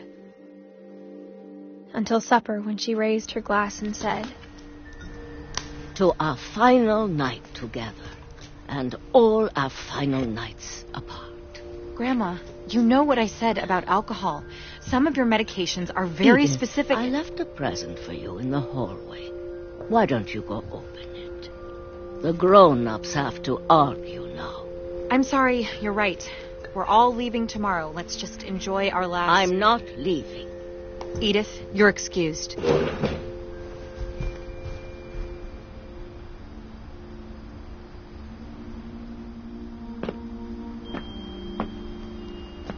The power had been shut off that morning, but Edie always had plenty of candles. When my mom sealed the library, I don't think she knew about the other entrance. Or that Edie had a key to it.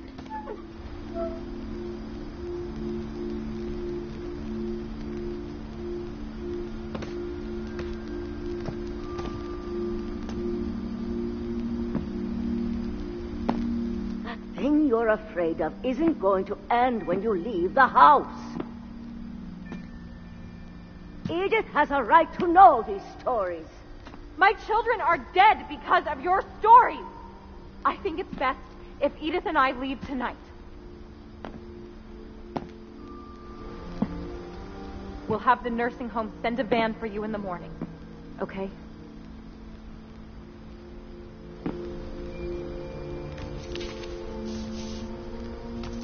Dear Edith, there's so many stories I wish I could tell you, but there's only time for one.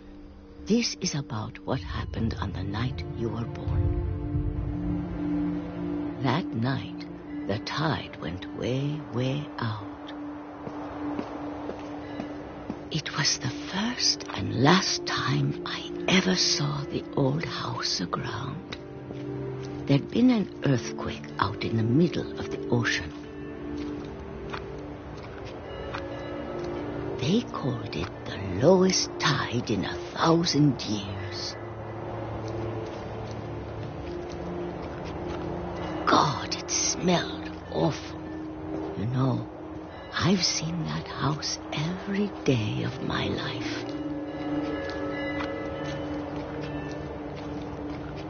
But I never thought I'd go back to it. When the fog rolled in, I lost my way.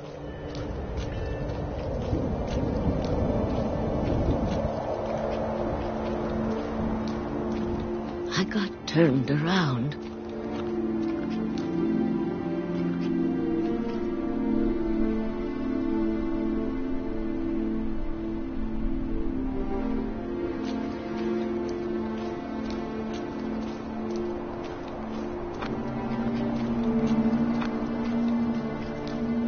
For a while, I wandered.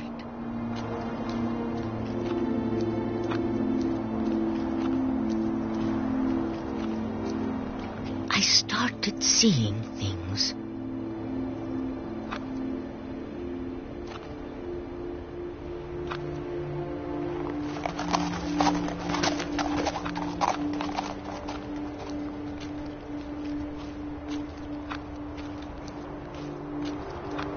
Things I'd forgotten had ever existed.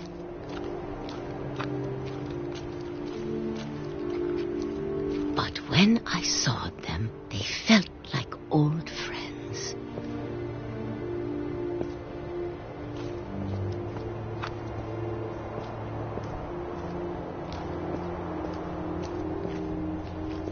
That night, a lot of things came back to me. Or maybe I came back to them.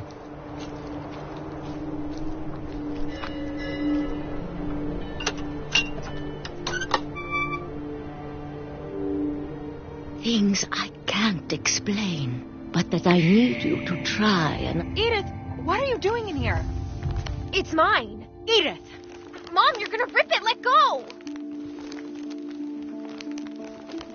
I kicked and screamed, but Mom dragged me to the car.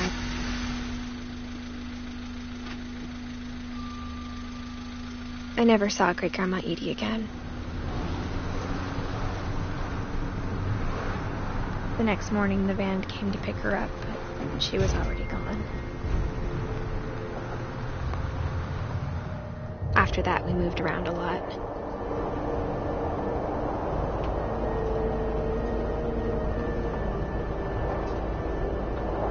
We both tried to make the best of it.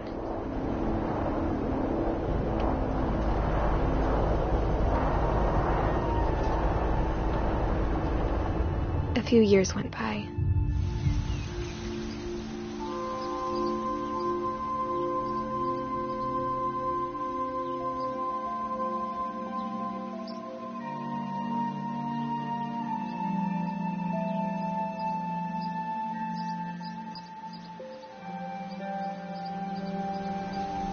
My mom didn't like to talk about it, but she started getting sick a lot. The rest happened pretty quickly. She got better for a while, and then she didn't.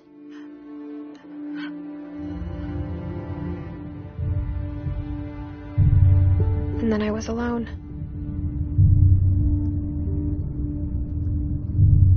The last Finch left alive.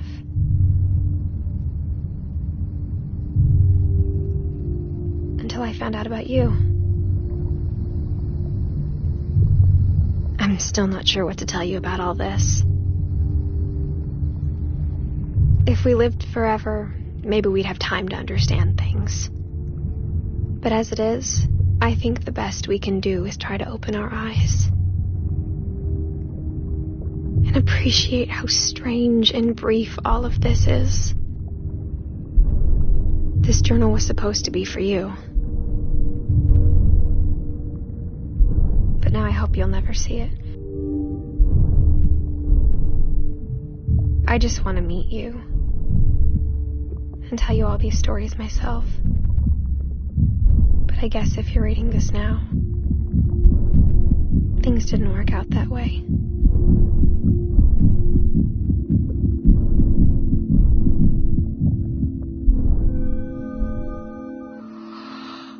This is where your story begins.